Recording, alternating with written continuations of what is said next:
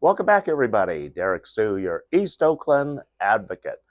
A lot of folks are saying, hey, Derek, why don't you have a lot of friends? Why do you only have a dog? Well, that's an easy one to answer. Well, I'm 63, and unlike a lot of the younger folks, and those of you who are still 40 or under, your friends aren't dying left and right. That's what's happening. And when you get to be a senior, it's much more difficult to make friends. That's because your trust level with people goes way down. And making new friends is difficult, if not nearly impossible, because we're focused on our own personal safety. Plus, with all the con people out there, it it's very difficult to have a real good friend. A lot of my good friends have passed on in the last 5 years, and the dying trend that I've been experiencing, losing my friends, started when I turned 50, because that was when one of my personal friends who I grew up with died in his sleep when he was 50. And then all along the way, all of my friends, I used to have a very large circle of friends at one time.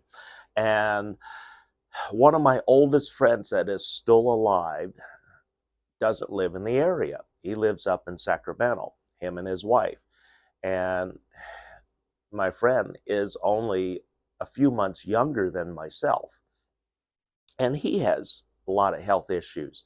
And so that's the thing that starts happening. At 50, my friend who suddenly died at 50, he died in his sleep because he didn't take care of his health. And high blood pressure is a silent killer. And for a lot of us, a lot of older folks are very hesitant to go see their doctors because that's when all the bad news starts showing up. When once you start reaching 50 and beyond, a lot of times those visits to the doctor isn't a pleasant experience because they're going to run additional tests, they're going to be doing checkups, and they're going to be looking at, is there anything that we should be looking at? There are a few times when just during COVID, one of the things that popped up, my oncologist, I had a lump forming on my head, and it was very concerning because once it was open and it was bleeding and the fluids came out of there, that lump didn't go away. And so I contacted my oncologist and took a look at it, said, yeah, it could be a melanoma and it might not be, but we're going to go ahead and have a procedure to remove it, and then we're going to test it. And so that's what they did. They tested it. Fortunately, it came back negative, and it was just a cystic uh, thing that was in there, and it was removed. It was they took it apart, make sure it wasn't cancerous, and then put 2 stitches in there and sealed it up. But these are reasons why we don't have a whole lot of friends, because our friends are literally dying around us. My good friend Paul was only 65 when he passed away. He had a sudden stroke that he never recovered from. Again, he was starting to see the doctor. He had some health concerns. He was just starting to see the doctors. They were just starting to address those issues, and then one of those issues became serious and caused his stroke. And then within a year, my friend Paul didn't recover, and in fact, he passed away in the rehab center, and sadly, that's what's happening to a lot of senior folks. If you have a grandfather, grandmother, you're going to also notice that they don't go very far. They don't have a whole lot of friends. They don't do a whole lot of things because mobility issues start coming into play. And mobility issues are very serious. I myself, I have some mobility issues that have started and have been realized because of my past career, where I was actually shot, and it's affecting my walking now. And so, um, concern is, well, they're talking about um, a joint and hip replacement for that injury, and they said that that should repair the damage, returns some of your mobility, but there's going to be a cost. And like my friend in Sacramento, he had a double hip replacement, and he's younger than me. He is still recovering from that, and this is 2 years later. He had a double hip replacement. And so that's what I'm looking at, and I'm thinking, do I really want to go through that experience?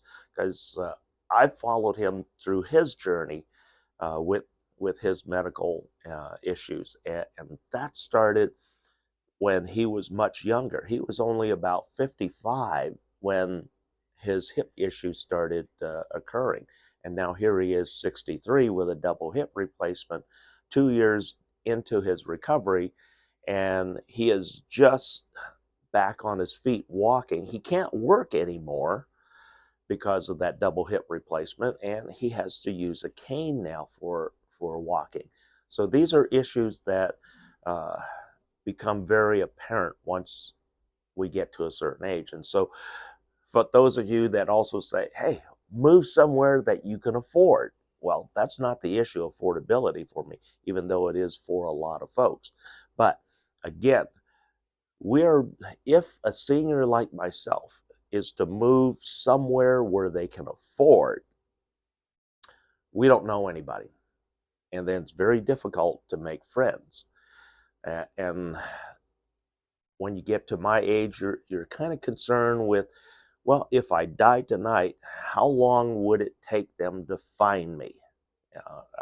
So living as a single person, that's always a concern, because I also have a pet, and I don't want the pet to experience really negative feedback, because of my death. And it's very traumatic for the dog, for your pets.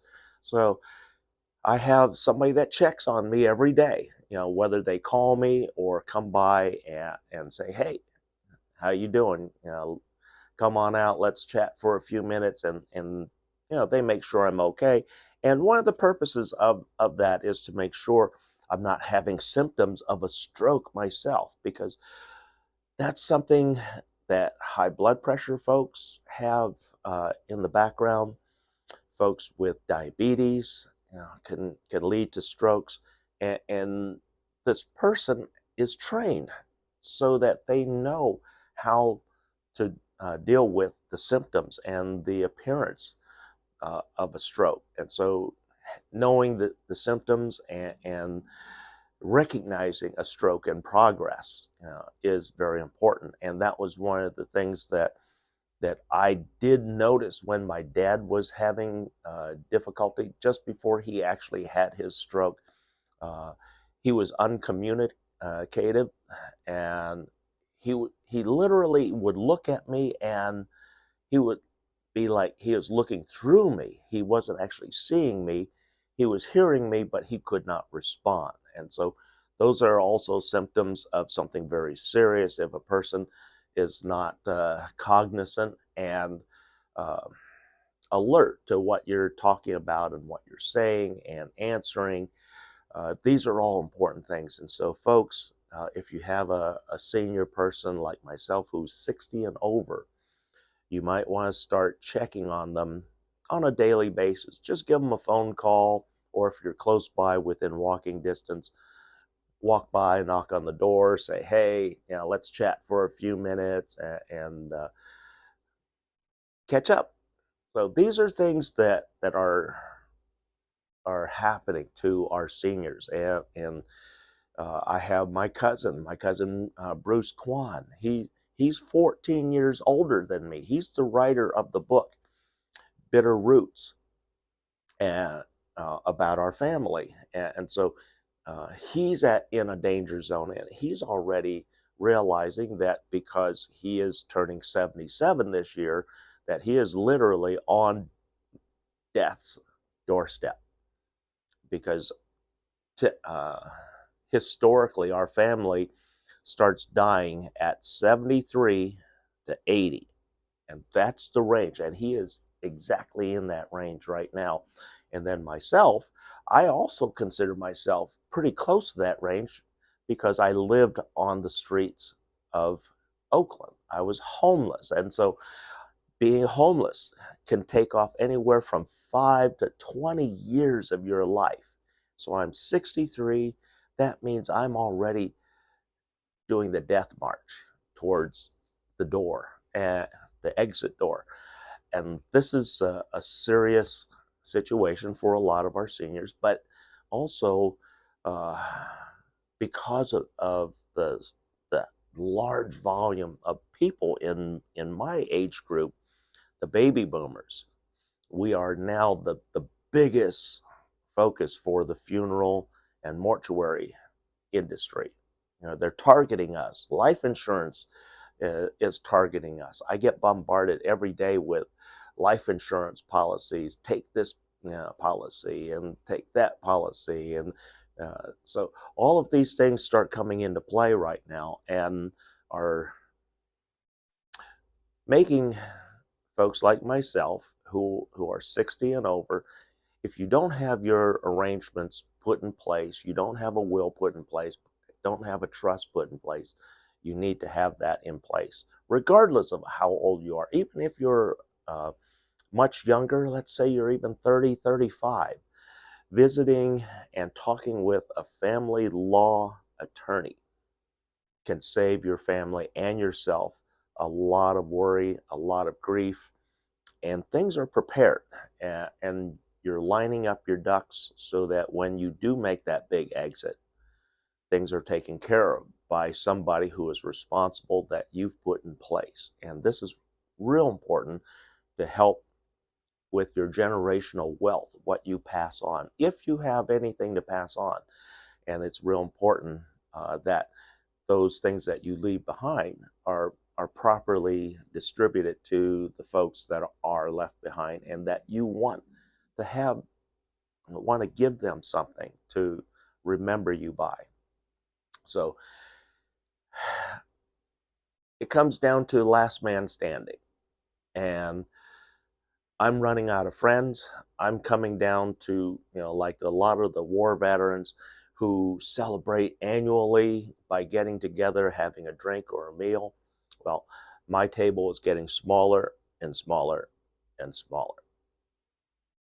Thanks for joining me today.